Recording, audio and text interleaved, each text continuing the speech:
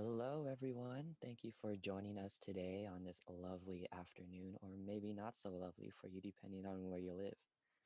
We will be having our first panel today with Sierra Reed. We're extremely honored to have her here. She is the Esports Program Manager at Intel Esports. And I would like to thank our sponsor again for sponsoring our panels, Twitch Student. So let's get this underway and we'll have Sierra introduce herself and have her workshop get started. Thank you. And thank you everyone so much for joining us today on your Sunday afternoon. Really appreciate it. So I am an esports program manager. I work at Intel. I have been at Intel my entire career, always in the gaming or esports space, but we'll touch a little bit on that later. And what I'm going to talk to you about today is a little bit about both opportunities in terms of careers in the gaming and esports space where you can work within this industry, as well as job crafting and some techniques so that as you either start looking for jobs, or maybe you go into a summer internship, or you're going to be graduating and going into a full-time role, you can really shape your career and the jobs that you have along the way so that you can have maximum career happiness and really make those dream opportunities for you. So with that, tell you a little bit about myself. I have been at Intel for 6 years now as of this summer, and I joined full-time after having an internship. And like I said earlier, my whole career so far has really been in the gaming and esports space, but kind of had two separate careers. So one was technical marketing in the software space, and now my job right now in my career in this space is really in the program management side. But I think the easiest way to really describe my job the entire time I've been here at Intel has been sort of a mix of nerd translating and cat herding. So I do a lot on a daily basis, but absolutely love it. And the really cool thing about my job role and where I'm at right now is that it's both a dream role, but it's also something that I've really crafted. So the job role that I have today isn't, I'd say, a job role that even really existed at Intel that I formally applied for and then came into. It's something that I've been on this team for almost 4 years now, and I've really, along the way, as opportunities came up, as our scope shifted, as different things came under our purview, I've really taken those opportunities and used it to create the job that I have right now, which is super cool. And then I do a lot of career mentoring. So I describe myself as a little bit of like an early career guru. So kind of that first, 0 to 5 years as you come into an industry. And then I also do a lot of mentorship for interns and students who are looking to either come into the gaming space or come into the tech space. I describe myself as ambitious. I'm a career motivator. I'm an innovator, and I also am a mountain biker. That's one of my hobbies. And my inspiration and what really drives me in a lot of this career development space is challenging the status quo that your goal job, which could be, being a VP, being a CEO, being a producer, something like that, is the only dream job that you can have, and it's the only job that you can really have career happiness in. So you'll kind of see there's a lot of people who are just like, oh, well, I'll be happy in my career. I'll have, career fulfillment when I get to be the CEO, when I get to be a vice president. And then they're miserable the entire 20, 30 years of their career it takes them to get there. And then they get to that job and realize it wasn't actually what they thought it was going to be. It's not what's going to bring them career happiness. And they just sort of wasted their whole career on this expectation of a role. And so I like to challenge that status quo. And I think any job that you have along the way can really be a dream job if you want it to be and if you craft it well. And that's what I'm going to talk a little bit about, is giving you some techniques and tips and tricks so that you can do that along the way in your career journey. So esports and gaming, what are some of the careers that you can even have in this space? This is a kind of multicolored chart, I think is the best way to describe this. And it really shows kind of the breadth of careers that you can have within this space. This is more focused to the esports side of things. So just know that like on the gaming side, there's infinitely more careers, and this is in no way sort of an exhaustive list either. And you'll see, you have careers across like the digital space, administration, so things that keep, a business or a corporation running, the legal, the financial side, human resources, things like that. So you could actually be an HR manager, but work in the gaming or esports space, which is pretty cool. Now, obviously, you can have jobs that are very much tied to the title itself or to the players themselves. You could be even specific to like the event and how that event ends up running. There's, people on sort of the performance management side for the players themselves. So really like a whole exhaustive multiple of opportunities for this space. And the reason I say this list really isn't exhaust or isn't, all encompassing either is because if I kind of try to map where my role today fits on this space, it's a little bit of kind of four or five of these things where I've put the stars. So being that I work at Intel and we provide hardware within the gaming and esports space, we fit a little bit over on, the services side where you'd see like a hardware or software supplier who provides the infrastructure in a lot of ways for games and tournaments to happen.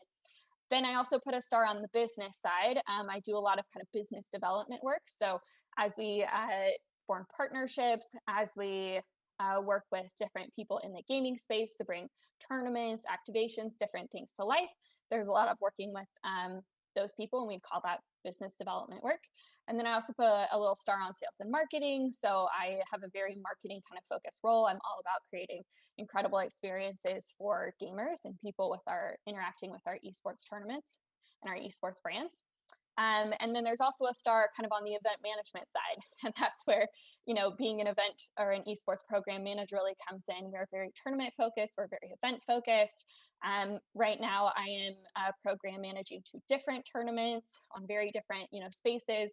One's in the education space, so high school to college esports. And then one is in conjunction with Intel's top partnership of the Olympics. So it's called the Intel World Open. So I program manage that esports event as well.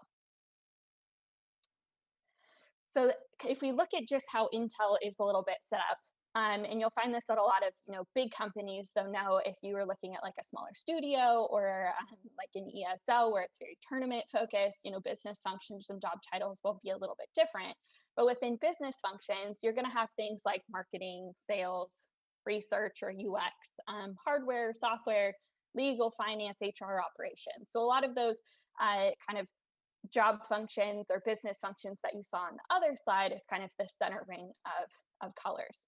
And then what that leads to is a bunch of job titles. And this is in no way what they're all the different job titles there are. This is just a few that, I've come across or even had as a role myself. And you'll see that, all of those business functions lead out to a whole other multitude of job titles.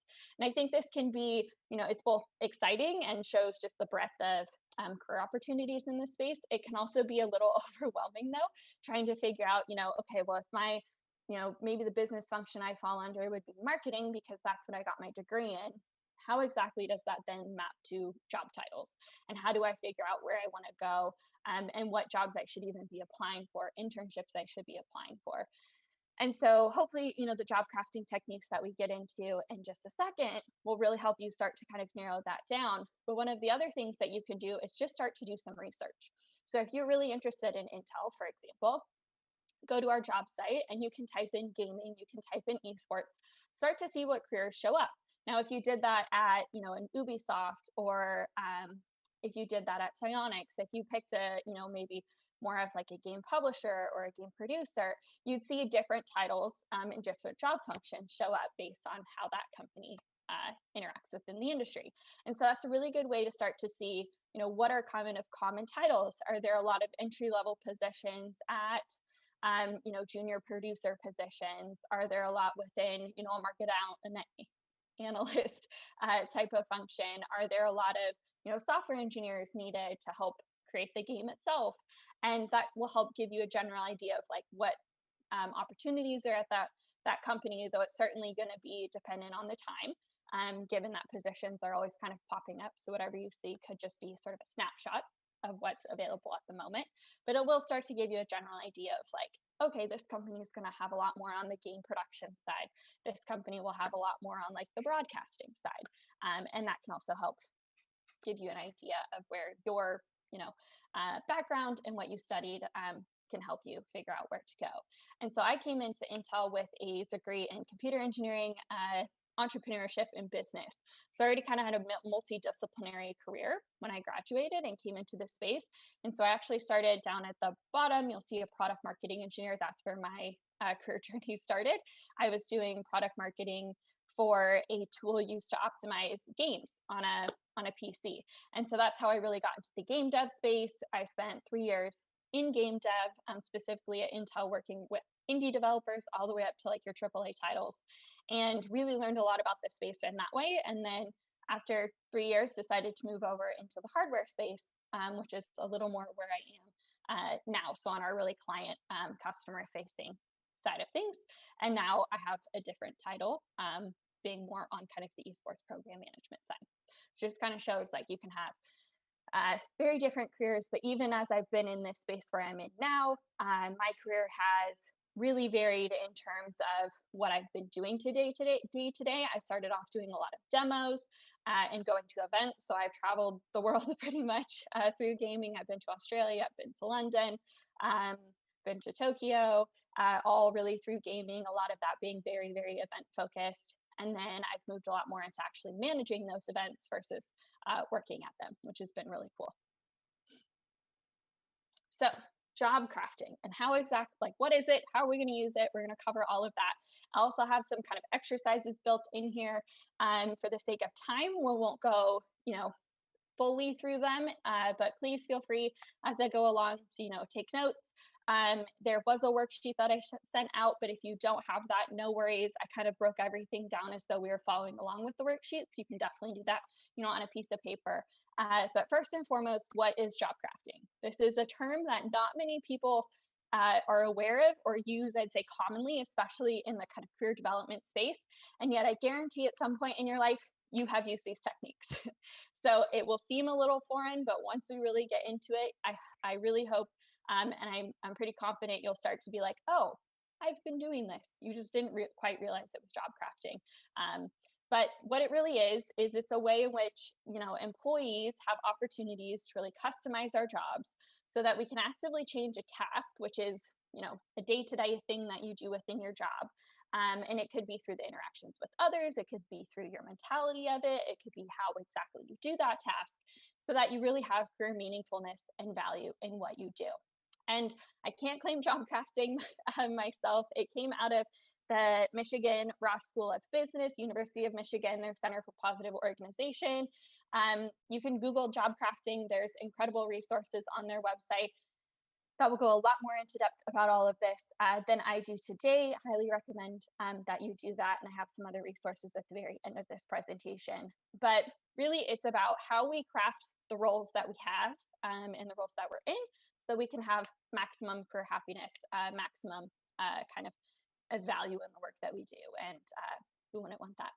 So the way we approach job crafting is there's really kind of three main steps. The first is that you have to have the motivation to craft. Seems a little self-explanatory, but job crafting is not something that somebody can do for you. You can certainly have somebody coach you through it and help you through it and follow the steps. However, it's not something that, your best friend, your professor, a mentor could sit down and craft for you. They might get about 80% there, depending on how well they know you, but job crafting really has to be self-motivated and inherently come from your values, your strengths, and your passions, which we'll touch on in just a second, but it really has to be motivated and driven by you. Next is the techniques, which is where we'll kind of spend the bulk of talking today. So there's 3 techniques. We'll go through how to use them and how to use those within the task. And then finally, the individual outcomes. So that's going to be what comes of your job crafting work. It takes time. Job crafting is not something that happens immediately. It's generally done over weeks, months, even years.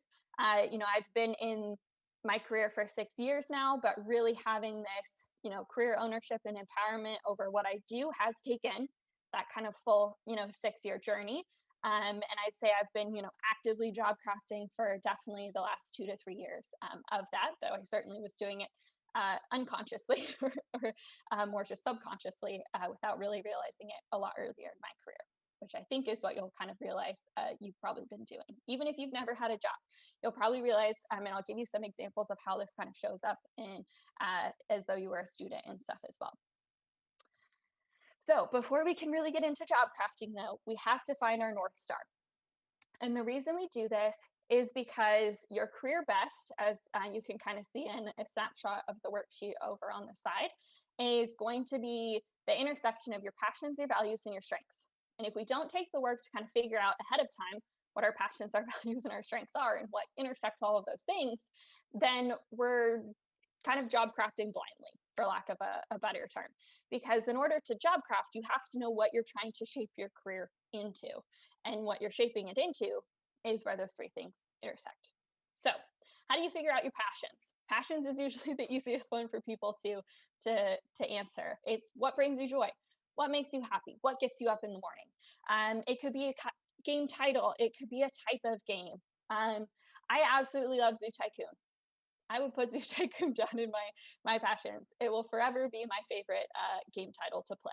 I love world building games. I love things like that. Another passion of mine is travel. So it's, having something adventurous to go off and do.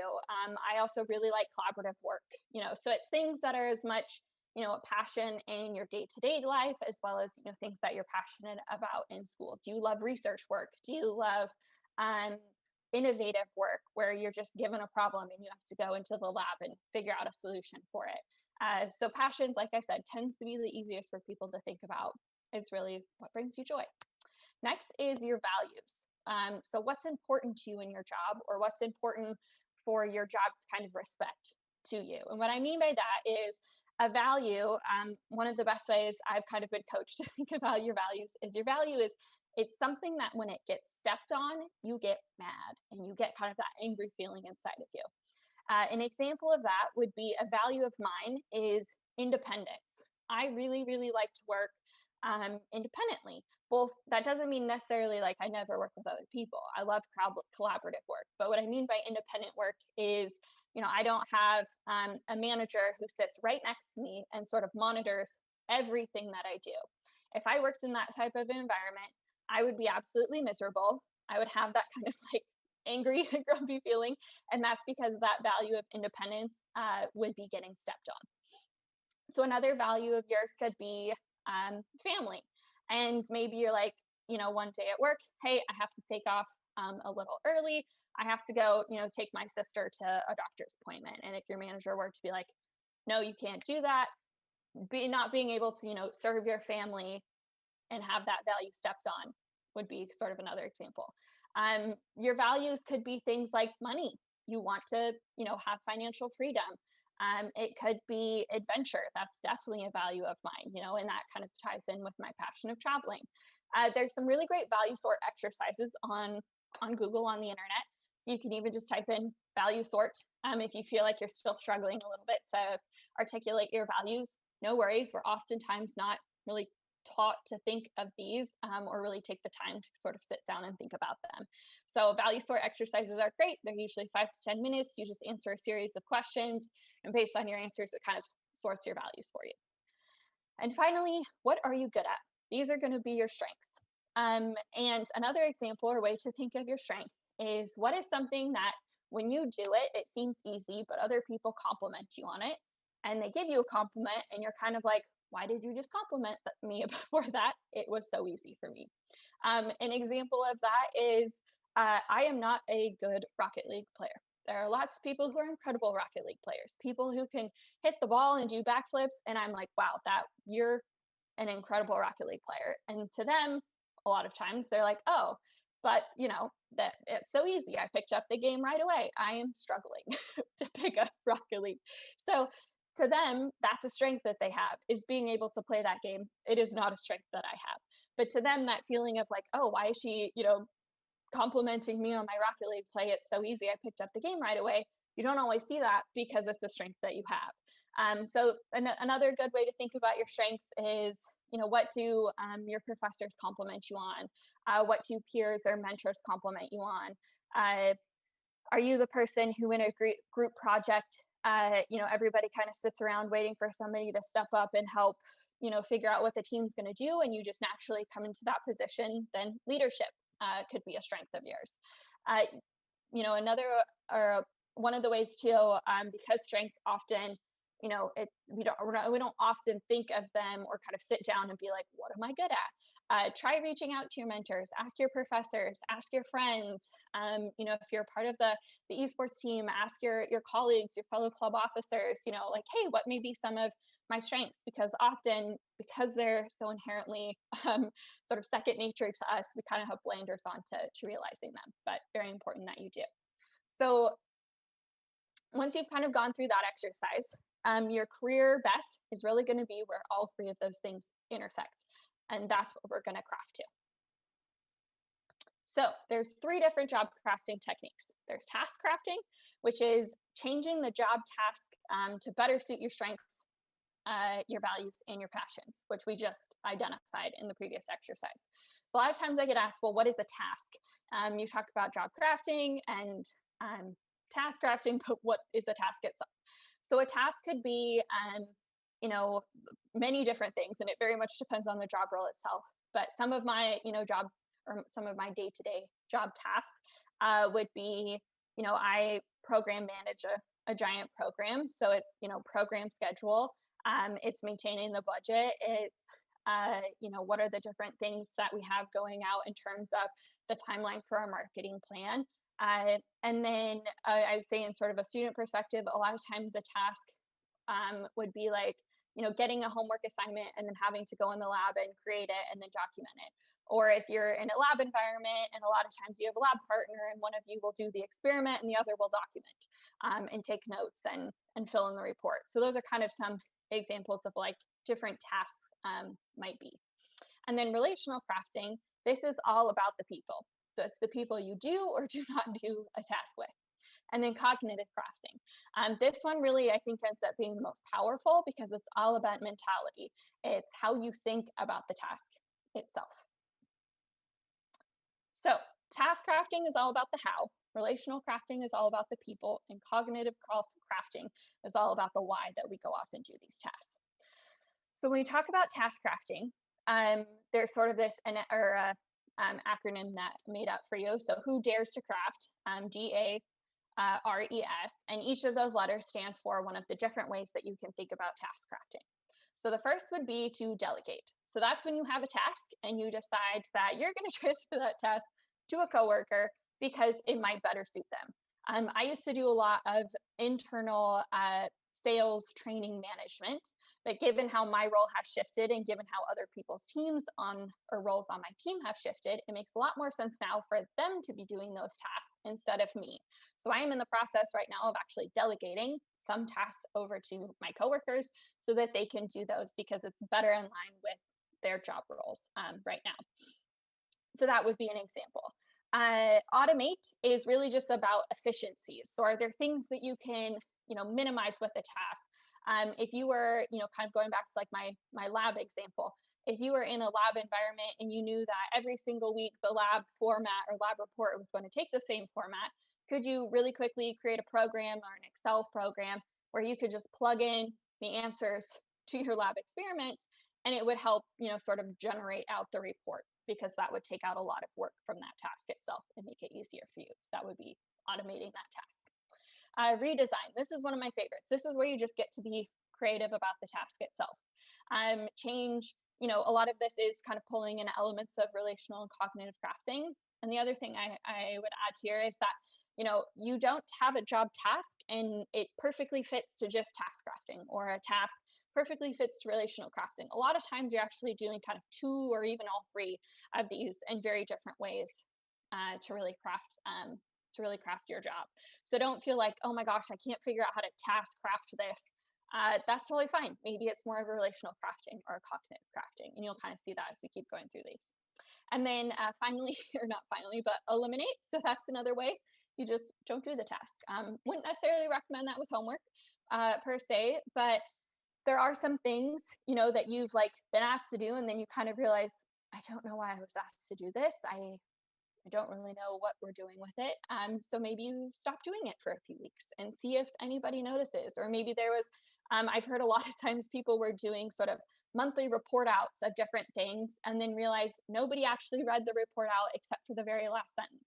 So they stopped putting in the multiple hours to do the full report out. Instead, just did the last sentence and sent that out. I do a lot of market research for our team and analyzing the gaming industry.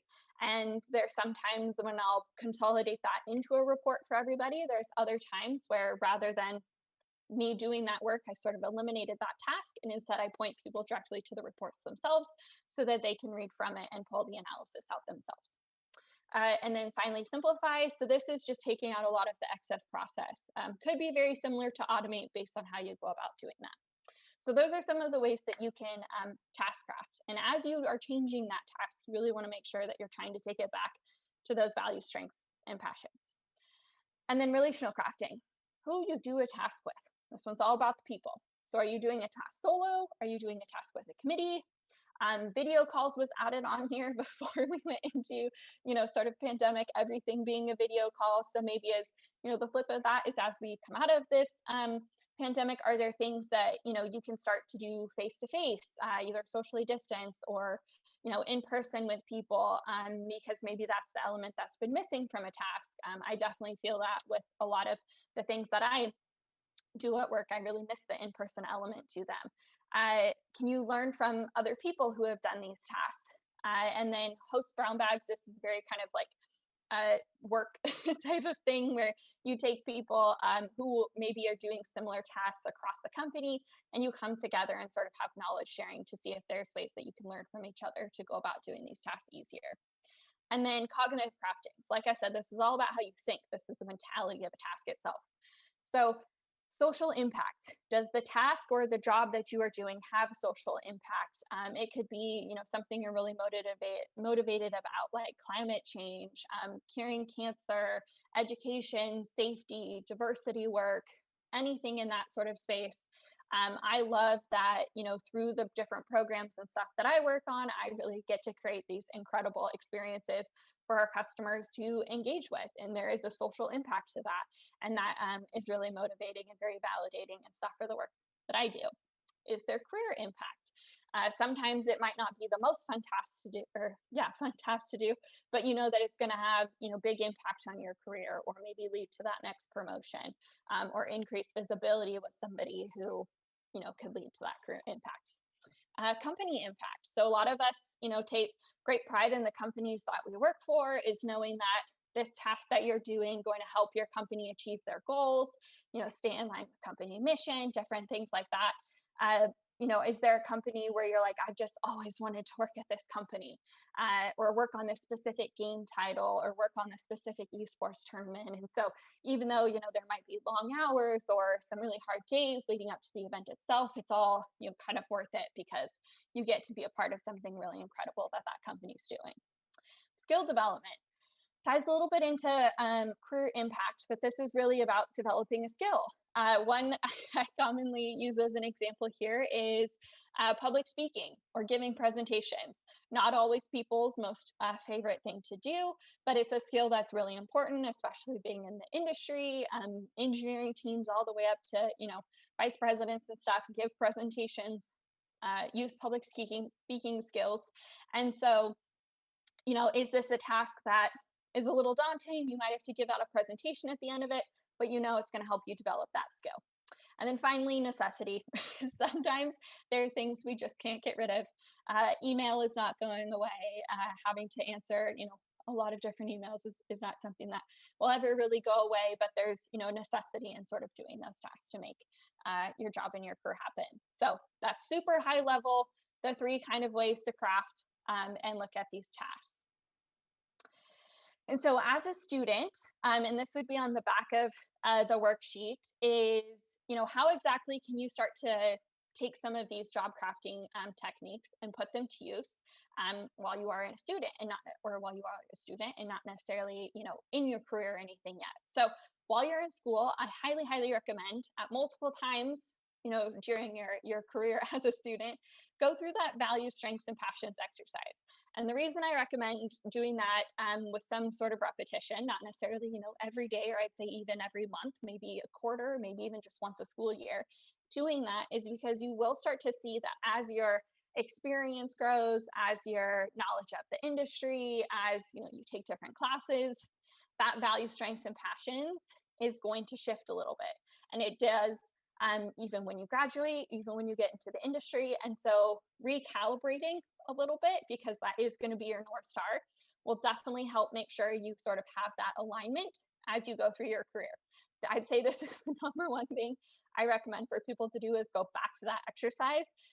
You would be, or it's amazing how many times I talk to people and they're like, I'm just not happy in my career.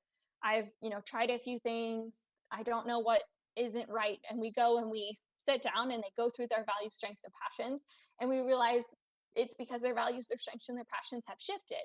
And so that career was in alignment, or that job was in alignment with their values, strengths, and passions of 6, 8, so many months ago, years ago, but now they've shifted and they haven't actually, they forgot to job craft, or they didn't job craft, and now all of a sudden their career has shifted, and so have their values, strengths, and passions, but they didn't shift together. And so it's kind of continuously coming back to that area of alignment. And then, like I mentioned way earlier in this presentation, and that was as we were looking at, the vast opportunities in specifically in the esports and gaming space, research different positions. Start to see, do they match your values, your strengths, and your passions? Do you start to see common words show up that are really interesting to you? Any sort of job role that indicates travel, I'm like, yes, sign me up. I absolutely love that. It ties into a lot of the different things that I enjoy doing. And so, start to find some of these commonalities in positions. And that's something that you can do, even being a freshman in college. It's good to just start to understand what's even out there.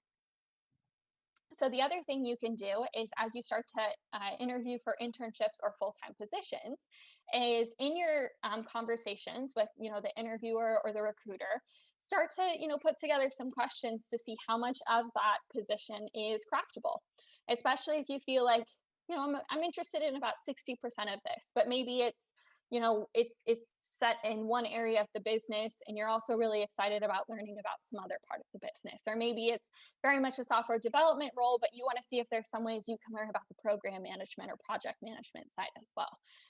So that's where having that understanding of your values, your strengths, and your passions, as well as what you would like to do for your career, can really help you start to have those conversations. And also, I guarantee it will just make you look really impressive to them, having sort of this understanding and coming in, being able to ask those sort of questions. And then as you get into a job, and the job could be a job actually out as an intern, or as you graduate, or maybe even in like a club officer position, different, maybe you have a student job while you're on campus. In any sort of role that you have, start to think about ways that you can actually employ some of these techniques, because it does take practice. It's not something, like I said, that really happens overnight and all of a sudden you'll be an expert job crafter. So now is the time to really start practicing and see if there's little things that you can tweak in your careers, or sorry, in your jobs and stuff, before you really get out into your career. So every now and then, like I said, revisit these job crafting exercises. And then as you spend more time in the industry and as you spend more time practicing this, it gets a lot easier. You become a much smarter job crafter, and you will inherently start to do a lot of this subconsciously as you sort of go through, rather than maybe setting time to sort of sit down and formally job craft. So a few additional resources for you. There's this incredible article, I think it's a year or two old now, that was published on the Harvard Business Review, and it was titled "Why You Should Stop Trying to Be Happy at Work," which I realize sounds like a very ironic and contradictory title, but it's a really incredible article. It talks a lot about sort of the foundations of many ways job crafting, and this idea that if you only search for happiness at work, happiness ends up being fleeting. It ends up being, having a timeline attached to it. So maybe it's happiness for a day, it's happiness for a few months, and it ends up not being very sustainable.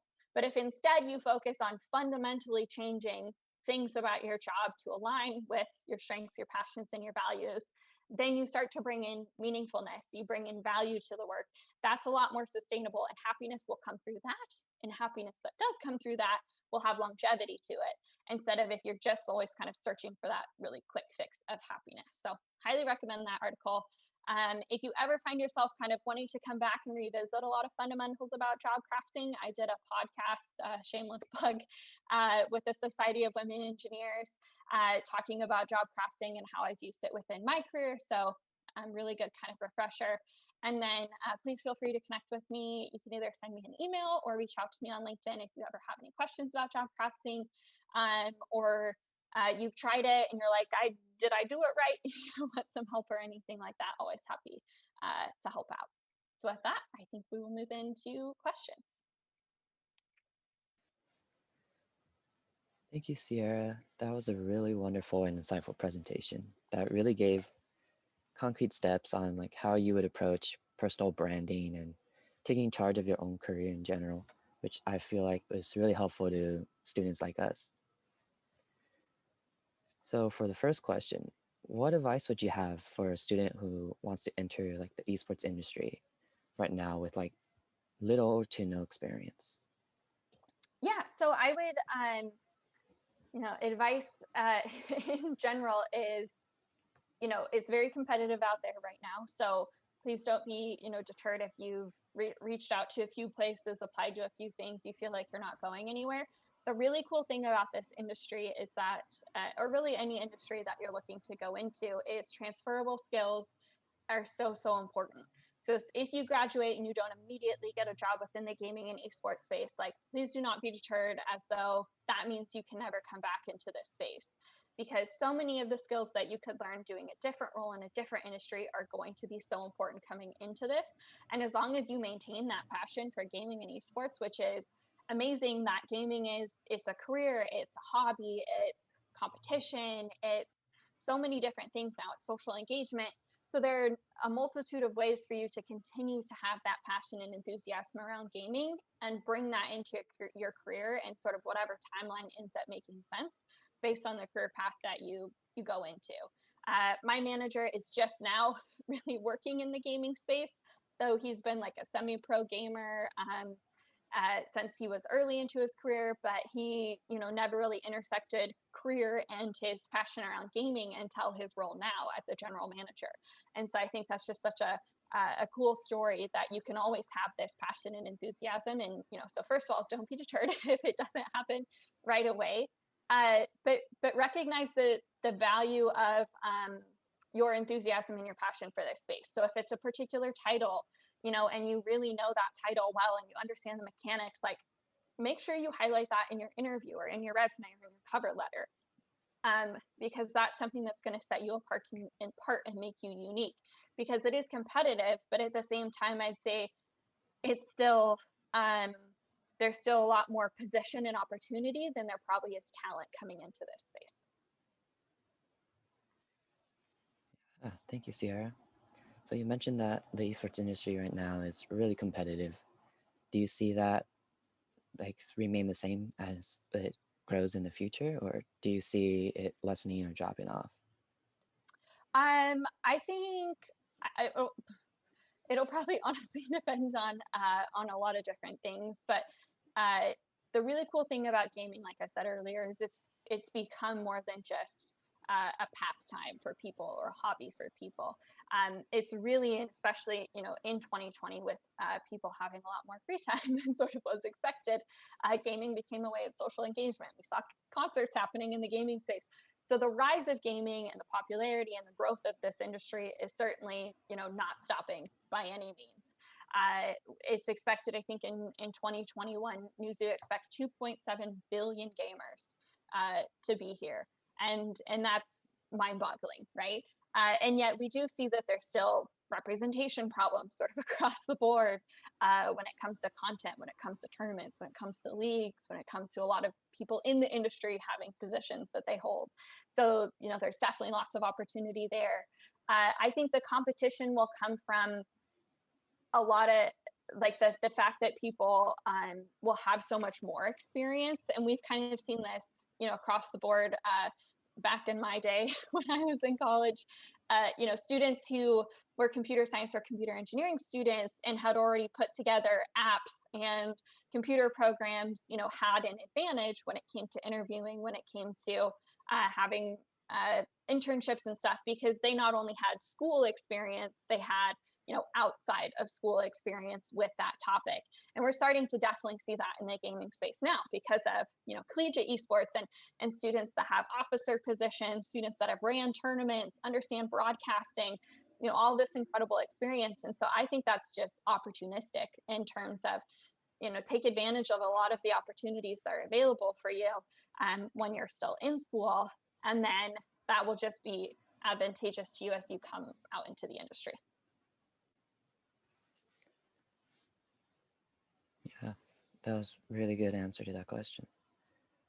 So when people look into the esports industry, they usually like think of, game design, stuff like that. Mhm. What kind of jobs are there within that industry that people may not typically think of? I know you had that really big chart. You want to explain some of those?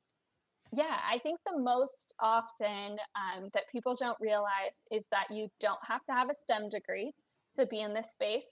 Though certainly, if you do, that's awesome too. There's a lot of opportunity, a lot of job roles for you here. So don't want to say, uh, like that is foundational, obviously, to this space being driven out of technology. But I think there's a and it's true about a lot of different industries. I realized this when I was, very early in my career at Intel, like realizing, oh my gosh, technology is in the fashion space, technology is in the food space, technology is in the automotive space. And so it's true that, everything ends up being very interdisciplinary, ends up having a lot of intersection. But if you are a business major, if you're a finance major, if you're a psychology major, and if you're a teacher and you're like, or studying teaching and you're like, but I want to go into the gaming space. Gaming and education is huge. It's one of the highest growing spaces right now. How do you use gamification to help, teach kids things? Or how do you get kids interested about technology when they're young and interested in that space? And so if you're passionate about gaming and studying education, that's just opportunity. If you're a business major and really interested in, marketing or being on an account team, infinite possibilities. As I kind of showed earlier, there's legal support needed for everything. HR is needed. So there's really kind of without getting like too specific, you can really have any kind of background and come into this space. I think it's how you present that uh, value of your past experience and how that experience can help sort of where you come in. I was kind of nervous graduating, having computer engineering, entrepreneurship, and business. I was like, this is a very weird interdisciplinary, area. But through my internship, I found this whole world of like technical marketing. I was like, didn't realize that. If you're an engineer and you have to market to another engineer, that's a job role. there's a career space for that. And so I think a lot of that is starting to happen within the gaming space as well. Is people really came into it because they had a passion for gaming and certainly still do. But now you can have expertise in so many different things and a passion for gaming and be able to intersect those. Yeah, I'm sure it's a relief for a lot of us who aren't really majoring in STEM to know that there are still opportunities out there for those that are interested and passionate about esports. Yeah, in that same vein, what do you think is like the biggest challenge in the industry at the moment? Oh gosh, there's a lot. I think toxicity obviously continues to be a huge one, and sort of with that, we're seeing a lot of just in broader terms of inclusion. There's this interesting shift that's sort of happening in the gaming space where there's a stereotype around being a gamer. And I think the best anecdote to kind of describe that is, you walk into a classroom of, middle schoolers, elementary students, and you say, who here's a gamer? And a bunch of young boys raise their hand. And then you say, who plays Fortnite or Animal Crossing? And then everybody raises their hand. So why is it that there's this stigma or there's this, fear of being attached to the label of a gamer for a lot of young girls, for a lot of people who are, don't see themselves as that definition of a gamer. And so there's, a lot of opportunity for what, big brands and big players in the space can continue to do to help shift that. 2.7 billion gamers are going to look like an incredible, you know, slice of humanity in the population. And so how does gaming continue to have representation and strive for better representation within the games that we produce? Characters, people in the industry. How do we continue to really drive women in esports accessibility? Gaming provides this incredible engagement for people who maybe haven't found their community in other places. So how do we make sure that that continues to be a very open, accepting, and inclusive space? And a lot of times it's diversity and inclusion, but it's diversity, inclusion, and belonging. And we haven't quite got to that belonging stage yet. Diversity is just having diversity of people, of ages, of genders, of everything in the space. Inclusion is starting to feel like there's you're not just a number anymore. There's value in you being there, but it's that belonging stage that I think there's still definitely a lot of work to get to. Yeah, that's really insightful on the representation in the esports industry at the moment. Have you seen personally any changes within that? Like any progression? I know I have seen a lot of movements being made recently about like representation of like females in gaming. So have you seen anything on your end? Yeah, definitely. I think I've seen changes both I'd say internally in terms of my team structure, who is uh, like the team and stuff that I work with. I am so incredibly fortunate and lucky to be a part of, I'd say, one of the most diverse teams at Intel, both in our backgrounds, where we show up in the world, and this uh, accept or not acceptance, but this really embracing that gaming is a mobile gamer. Gaming is someone like me that loves Zoo Tycoon and Roller Coaster Tycoon. Someone is your pro Call of Duty player. It's Rocket League. It's Animal Crossing. It's so many different things, and I think we're really starting to make progress with that. And I think that's where there just is so much incredible opportunity and stuff. Being able to see, there's this kind of concept within mainly the esports space, but certainly fits into gaming, of endemic and non-endemic. So an endemic brand would be, Intel being a hardware provider, would be the game title itself, would be, your HyperX, your Alienware, like brands that are within the gaming and esports space because they produce things to make that space happen. And then your non-endemic brands would be things like Buffalo Wild Wings. Chicken wings inherently aren't necessarily necessary to make esports happen, though they certainly make it more delicious. And then you have brands, like Red Bull kind of coming into this space. And brand ColourPop is another example. So ColourPop is a makeup company. They did this incredible collaboration with Animal Crossing, where they took Animal Crossing characters and imagery, and then that was with the makeup, and then they did this like incredible cross collaboration between a makeup brand and in a video game, which generally you don't see a lot of. But there's this really cool intersection, and so I think that's where things like that just really add to that kind of inclusion of like, oh, you could really like makeup and really like Animal Crossing, and there's this cool way for you to engage with both of those brands. As we see sportswear brands really come into the gaming space, traditional, I'll call them traditional athletes coming into the gaming space, and so a lot of that kind of crossover opportunity really just helps with gaming as culture. It's social engagement. It's way more than just kind of playing the game yourself. Yeah, it's really cool to see how gaming that used to, pretty much embody toxicity is now shifting towards a more progressive end and including more and more people. Yeah, so on that end, do you have any final comments you want to make, Sierra?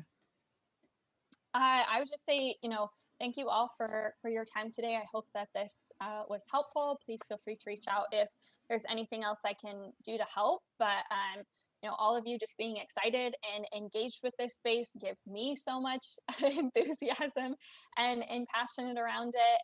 And knowing that you're the next generation, literally coming in to this industry, makes me so excited for all of the possibilities and what you're all going to bring into this space. I mean, uh, I learned esports really from the ground up when I came into the gaming space and when I first had my career. So knowing we've got this incredible pool of talent that's coming in, and y'all are 10 times smarter than me on half of this stuff, and that we really get to just continue to make this space wonderful is really awesome. So kudos to all of you for the incredible work that you're doing. Um, keep at it, and I'm excited to see where you all go within this space and how you continue to change it. Yeah.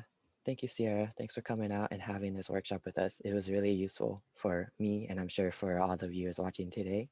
And I would like to thank Twitch Student again for sponsoring our panels. And yeah, thanks for coming out, Sierra. Yeah, thank you for having me. Have a great rest of your day.